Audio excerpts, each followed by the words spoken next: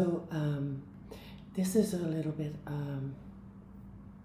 hard to talk about, and it feels kind of awkward and like, yeah, why am I doing this? And what is she doing now? And kind of insecure, kind of a topic maybe. But I have to. I think I should probably really do this. So here we go. I let's start again.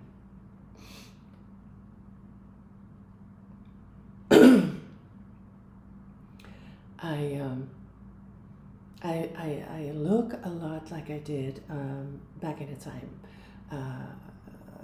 when things happened in the story that I'm going to tell you now. So this is yeah, kind of hard for me to talk about, but nevertheless I am going to do it, and then I'll just have to feel uncomfortable.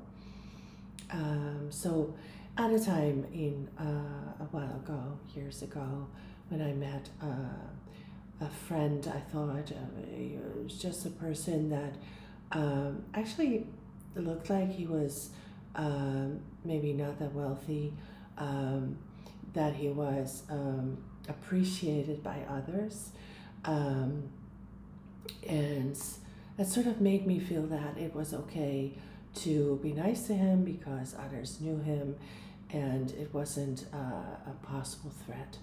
I was a very happy young woman. I think I looked kind of nice and attractive enough, and I was a lot thinner than now.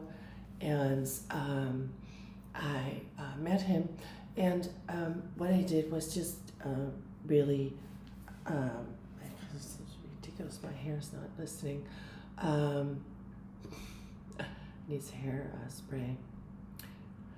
Is just be nice to him.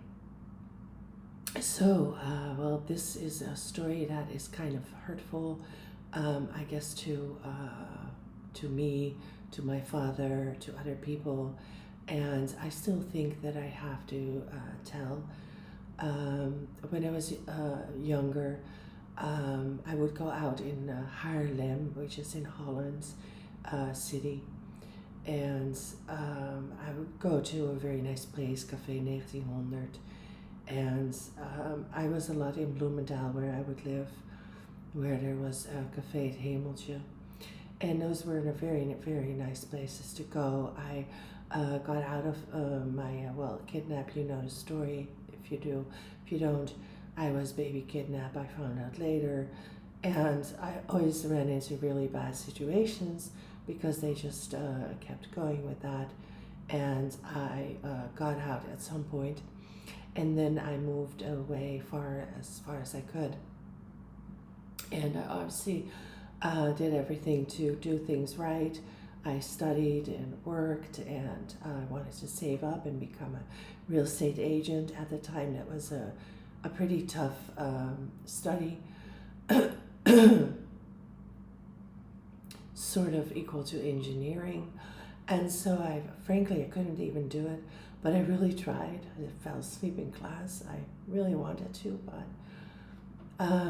but I did get the job in real estate anyway. So I had this lovely job, and I went out a lot, and I met so many nice people. It was just really, really nice. And then I met at some point at a beach club. The girls took me. I wasn't going to go. They really forced me to go. You have to for some reason. I don't know. And I did really like it then. And yeah, sort of mingled around and walked into people. And this is how I met Tom. And he was an older man that you might say was poor. He would sort of wear the same pants and not spend a lot and not have the appearance of a wealthy person. But he did have friends, and in a way that everyone kind of loved him in a way. And that made me think that it was probably okay. And with that, I was also thinking, well, I'm also going to be nice because he's poor and he's seems nice and he's safe. So as everybody knows him, it's probably okay. And so I got to know him, but not that much.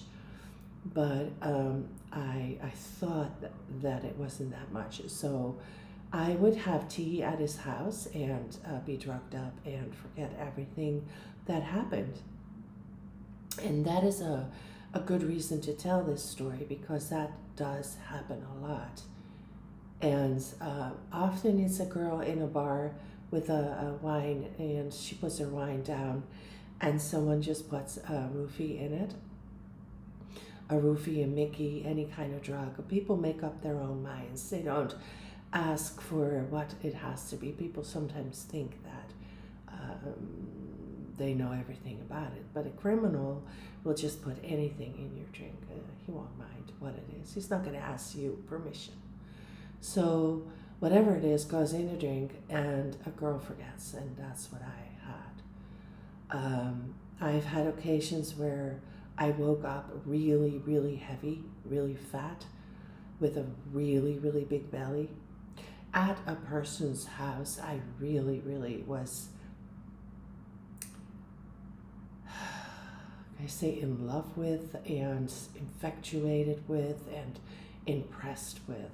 And in that position, me personally, just my way to do things, I would have never gone there in that physical state, and not lie on his sofa either. I would have been totally embarrassed, but that's what I was doing. And that all stemmed from that time. I would be taken to foreign countries, taken around about on productions for television and music. He asked me how to make a lot of things and just wouldn't give me any of it. Not a reward, not a name mentioning, not a gig. He said often these things are done so that people that do something get something. So for instance, if you walk in a show as a fashion model, it's likely, he said, that she thought then, or he, of the products that was on the show. So you might have a really good idea for pants and end up being a fashion model. So I remember these things along my dad's story, and just none of it ever was for me. I remember that my dad had offered him a rewards to bring me home and give me a really nice thing, like a showbiz thing, like a singer thing, not just a one show, but to get a real good contract with a music company, and that sort of thing, and or play in a part in a really nice movie. And some of these things were really intense, where he would, well, firstly, I remember have me on the sofa, passed out half, but still able to hear and see, and a young lady walking by, and him saying something very, very, very quote-ish along the line of, do you see her here, lying here? I drugged her up, she's out, do you see that? And because I was just trying to say, because he already asked her a few times and she didn't really get it, whether she would want to be in showbiz and take my gigs. And he would just say that I did not want it, and repeat it a few times. Look at her lying here, she's unaware, we're just going to say she doesn't want it. So that's a thing I very, very much remembered. After that, it sort of faded out, but I woke back up outside on another seat, sort of in a corner between the bathroom and the front entrance. there was I think a round place you could sit on, and they were all jolly and happy. There were a lot of people around me, men and women, because he had continued what he said. So go get everyone from, and this happened to be a prostitution area, from the prostitution area, the Begijnenhof in Haarlem. Get everyone, the hookers and the criminals. And he was so excited and said, all you have to do is always say that you'll raise your glass to it. That is a really good thing. And make a song of it. And the tough thing is that I can't even say these things because before you know it, it's all defamation. So please don't make it that. I'm just saying my story. Anyway, I'm outside and they're all partying and raising that glass and laughing and having fun like wild people do with some drugs. And I, at some point, laughed too. And they would say, oh, she's fun, she's laughing too. This is great, who are you? And then they would explain, no, she's the one. She's the one we told you about. So she's not supposed to laugh, but she's drugged, so she's laughing. And I was like, oh, what? That open mouth from drugs, don't understand thing. So that's one thing I remember. And another was when my daddy would then have given me a piece of real estate with a trust fund, and there was an agency where he had taken me, and he had drugged me up so much that that what he said came through, but I was very out, very sort of asleep, falling over-ish, and not understanding words and all that. That was always something they would joke about. When they drugged you that bad, they like to joke about it.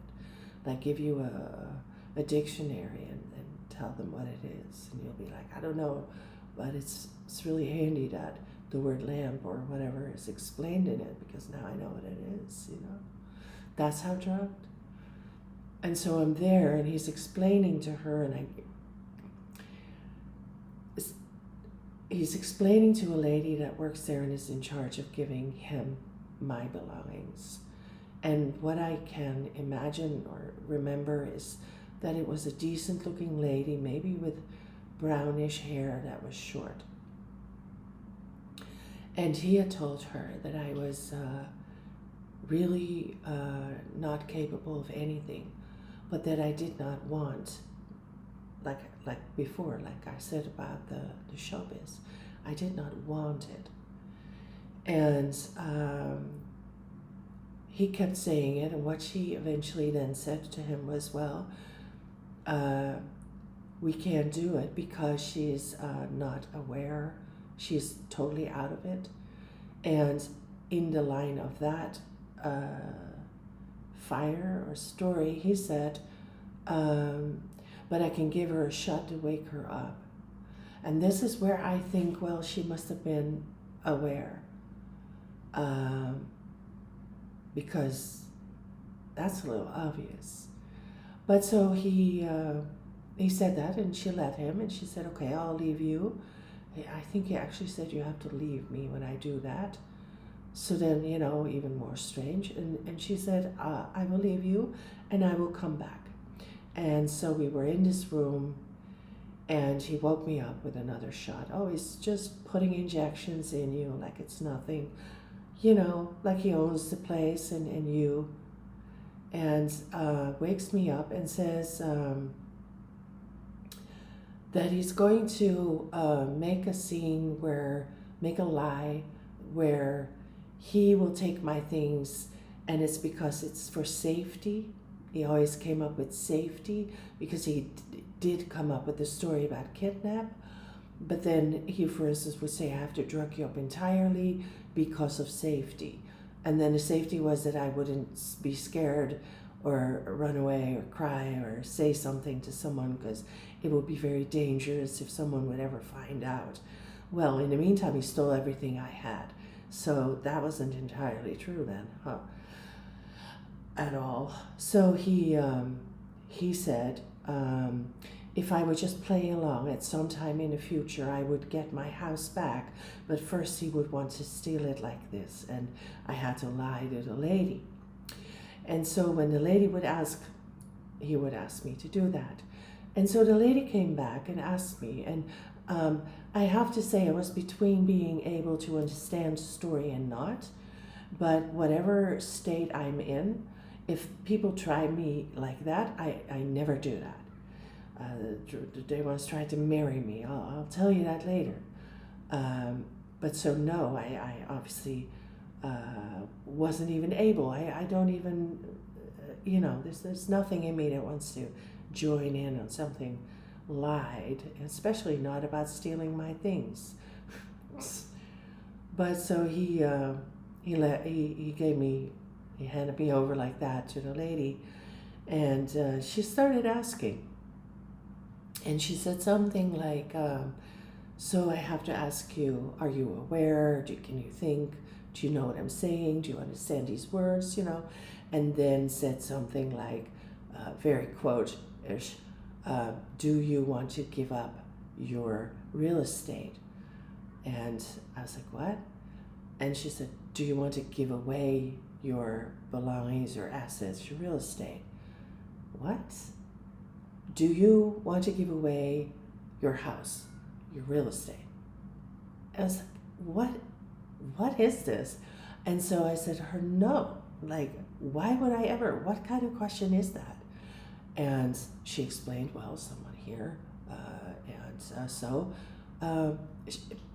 she had the nerve, I have to say, she had the nerve to ask me why. And I really think that is odd. But she might have tried to figure out how stupid I indeed was. Or whatever. And so I said, I'm sorry I have to laugh about these idiotic things sometimes. I don't know why. But I know why she asked. So she asked, why? Why would you want to have, what's the reason? Do you have any particular reasons that you want to have your belongings? And so I said, well, yes, definitely. Well, what are they? Well, how should we believe that you're serious? Well, that's easy. I study to be someone in real estate. I study really hard. It's a really difficult thing. It's almost engineering. I'm always falling asleep trying to do this, only so that I can become a real estate agent. And later, when it's time, own some pieces of real estate. Which is also when I thought, well, then I'll get married, because then I'll have something like the man. I was always not feminist, but equal to men, kind of in a thing. I wasn't a girl to hang around to get a guy for his money, So I thought if I'd work hard, I would make something out of myself and then get a guy. Also, of course, with money. Money was very important, and so was the job in the real estate and the study. I lived in a perfect place, beautiful, very nice, lovely people, but money, definitely all about money and belongings and assets and studies and jobs and careers. And well, obviously I didn't say all those words, but I said a very, very clear line of words that definitely explained that I did a study. I wanted to become that real estate agent to get eventually real estate, and not even just one, maybe two, maybe three. And it was beautiful real estate there. And this is the moment that, one of the moments, a few times in my life, have I seen people run really, really fast. And this is one of the times. And it's very strange to see people run that fast and It's almost like my, you know, God. I've never seen that before in my life. And that's how fast he went. He ran. I think he was wearing his orange suit. He sometimes, the pund joked with it that he was already wearing it because of the jail suits.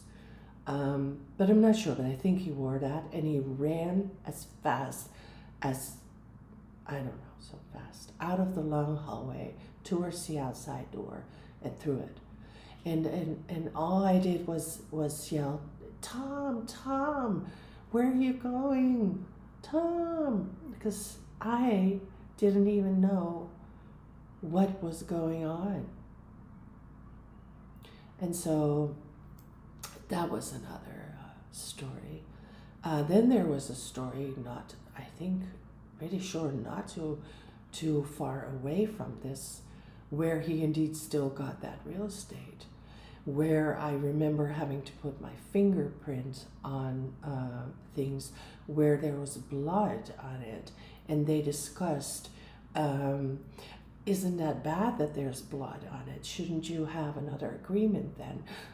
Take care of this, clean it up. Shouldn't you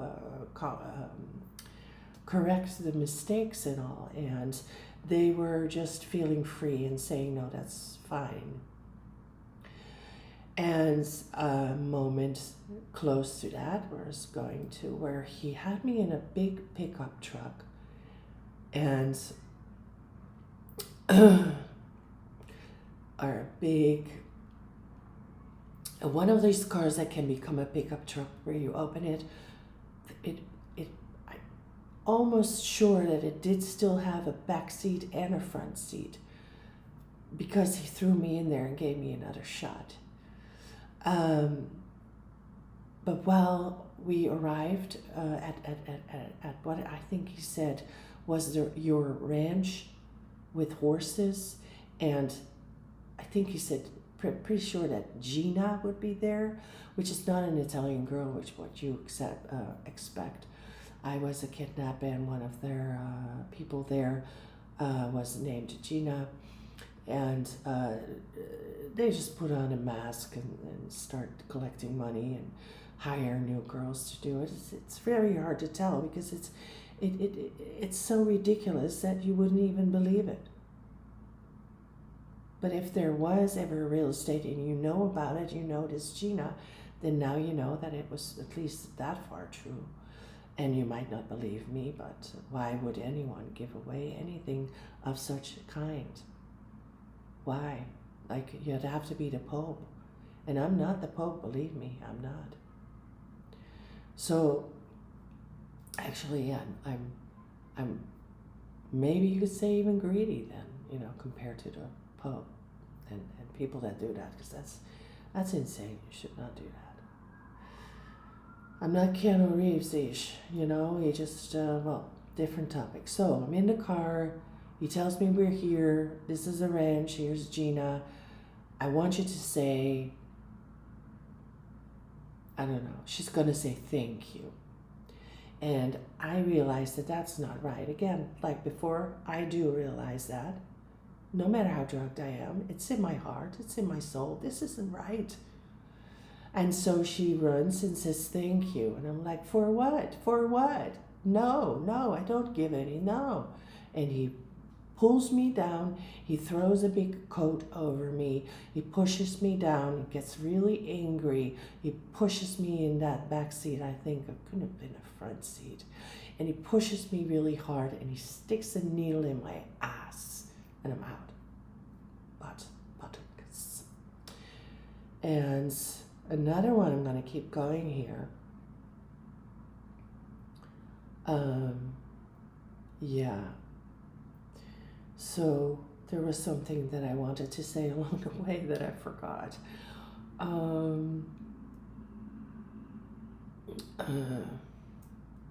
I forgot, I might come to it sometime, but yeah. The story was that when I was a very little girl, I loved horses a lot. I still do. I'm mad about horses. and I always couldn't ride or have or be with horses, so I loved them even more till at some point I could. But I just had, I drew them. I had a love for horses. And at a time that my daddy sent someone to help me or try to get me out, but they couldn't because it was too dangerous. They had to save their lives. These people kill everyone. In that story, in that context, the man, is the darling man, said, I will, of all the things I will try to do, I will always try to get you something. Because he was a very giving dad, and he could get things. So he was wealthy, so he could do that. And he had friends in good places. It was just something that a girl like that would have, is at least a lovely life and a beautiful room and house and maybe a little pony. So he wanted me to know that I would get anything, and I just couldn't get it. He would give me a little sweater, and I would pull it off me and say, "You're not getting that. You think you are, that you have a sweater? Who gave that to you?" It's just gone. No more sweater.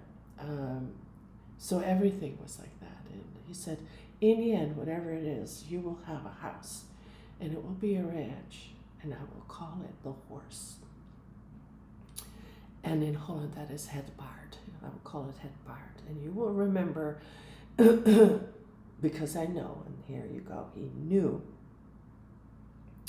that they will lie and say that you don't want it. And you will be drugged. And in that area, you won't be able to say no to a lot of things. And you won't be able to say, I don't want this, to a lot of other things. It's just very hard to do anything when you're drugged. And I know that more than anyone. And a lot of other people know too. I know you know it. Everybody knows it.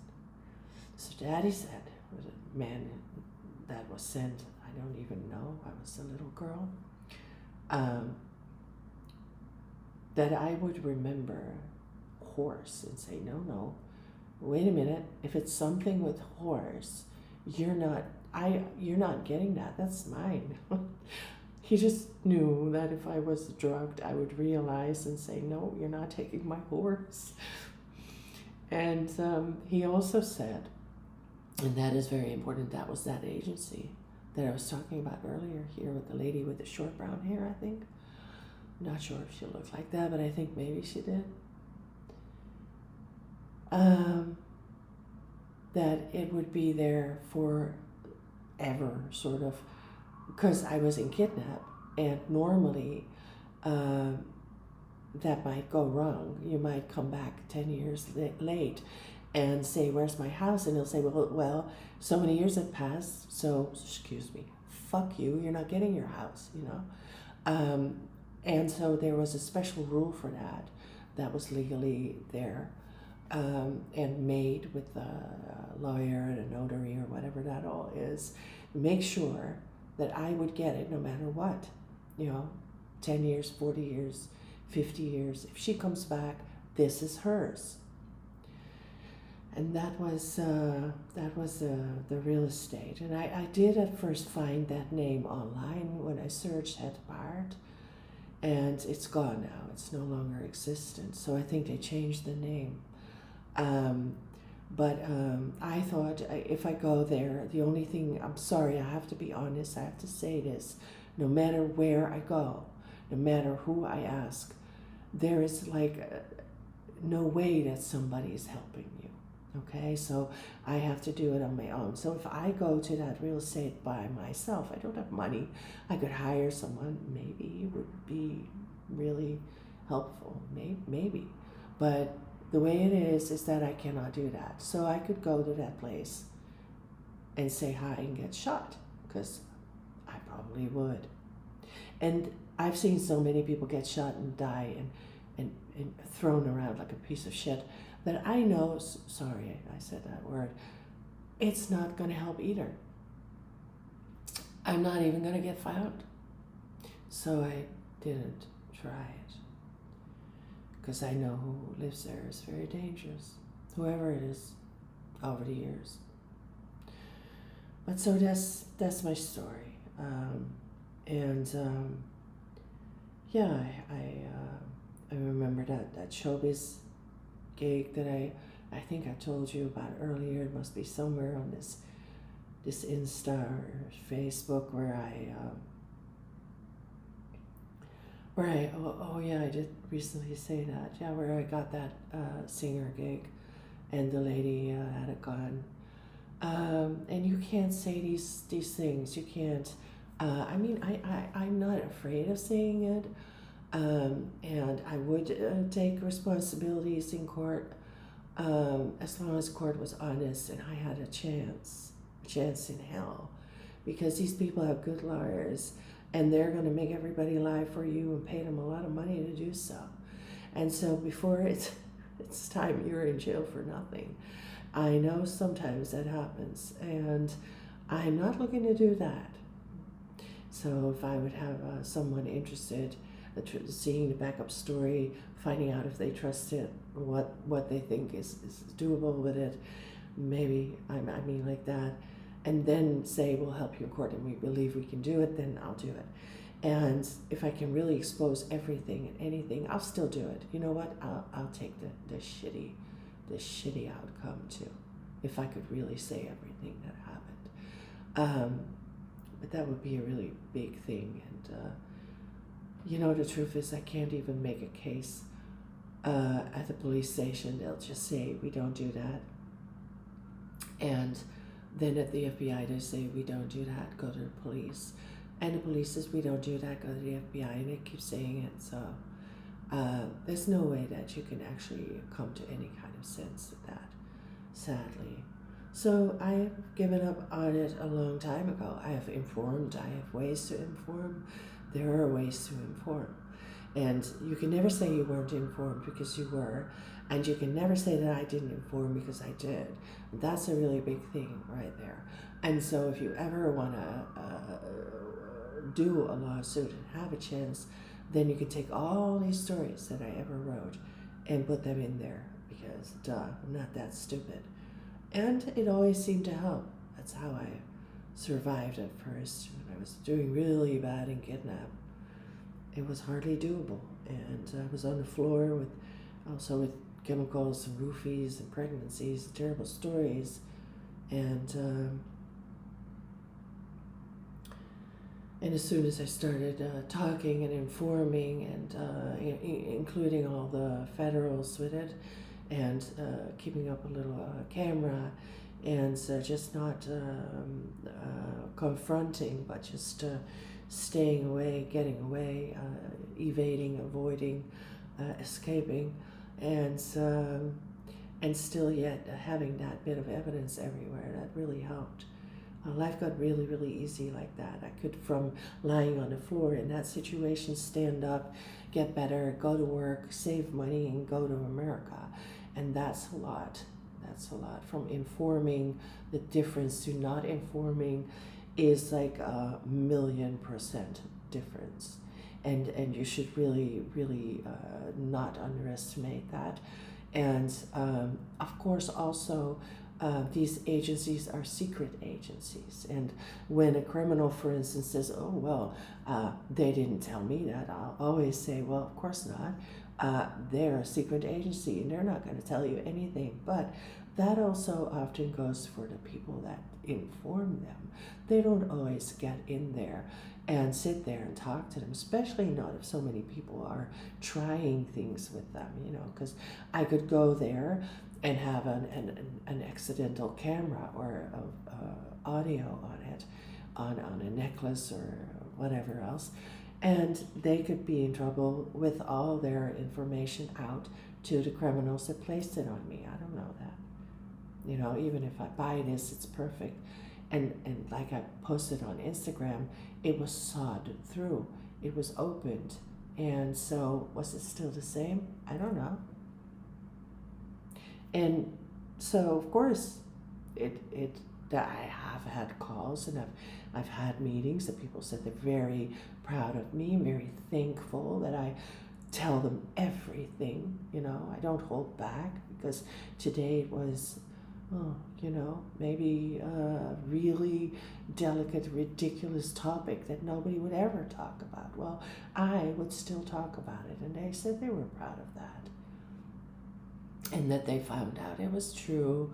And they met the lady, the woman who said she was my mother but was my kidnapper, and found out that she indeed drugged them too. And kinds of things, like there were meetings there. It's not that I never met anyone, but only on a high level, where you very rarely but sometimes get into something that they'll call you and say, we'll help you, don't tell anybody. Here I go again. But I'm not telling you what and who and how.